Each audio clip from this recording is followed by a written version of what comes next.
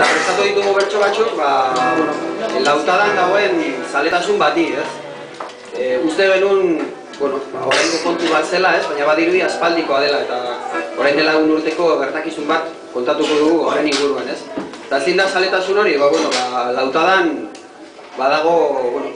naturaren kontura badirudi jendeak aberatsak bihurtzen nahi dela, Eta egunero daukagu proposamen berri bat, edo haize errotak, elgean, edo Korrosparrin urtegi bat, edo Ilarduian meategi bat,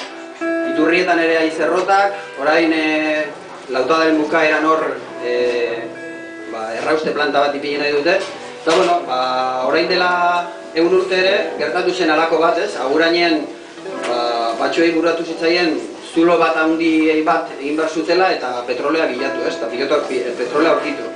Eta hor baratza batean hasi ziren, piko eta palarekin, zulo egiten, eta nekatu egiten ziren, eta gauean beti etortzen zen baten bat, eta gasolina pixka bat botatzen zuen, Urrengo goizean usainarekin eta danak berotu egiten ziren, hor bertan egon behar dela, segi eta segi. Badirudi zaletasun hori aspalditik datorrela, eta pixka horri kantatu nahi dugu.